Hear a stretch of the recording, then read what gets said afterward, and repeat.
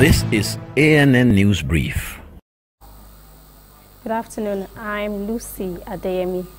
A union official in Zimbabwe says doctors at public hospitals have begun a strike on Monday for the second time this year to demand better pay and conditions. More than half of public sector doctors joined the indefinite strike as President Emmerson Mnangagwa's government struggles with a deteriorating economy. The Southern African nation is short of US dollars, the currency it had adopted in 2009. This has resulted in price spikes and shortages of basic goods, medicines, and fuel. Secretary General of the Zimbabwe Hospital Doctors Association, which represents more than 1,000 members, Matabisi Bebhe, said most junior doctors at the 5 major hospitals had dialed tools to protest overpay, allowances, and drug shortages. Bebhe said they are understaffed, underpaid, and there are no medications in the hospitals. He says the duration of the industrial action depends on when the government gives a proper practical solution.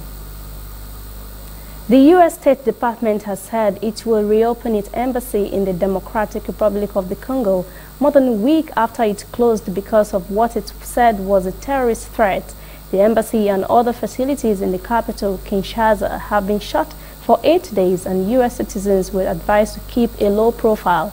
U.S. officials informed foreign diplomats that the embassy closure is due to the arrest last month of a cell of Tanzania jihadists from a Uganda Islamist group called the Allied Democratic Forces, ADF. Congo's foreign ministry said in a news conference on Friday that the threat against U.S. government facilities was real and serious. Meanwhile, 16 persons have been killed during clashes between troops and rebels in Eastern Democratic Republic of the Congo. While most of those killed were rebels, some were government forces. We'll be back after this short break.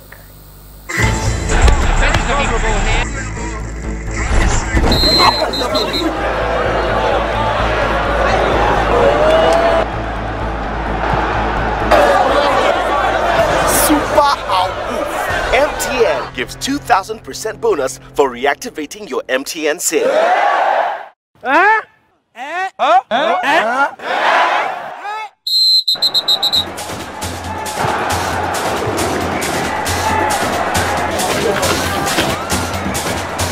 That's right.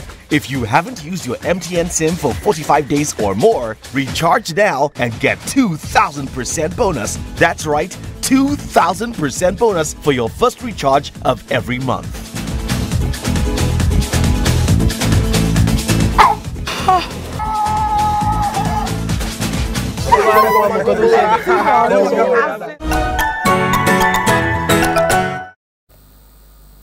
Germany Development Minister Gerd Müller says the country will unveil an initiative at UN talks on climate change this week to attract more private investment in projects in Africa and elsewhere.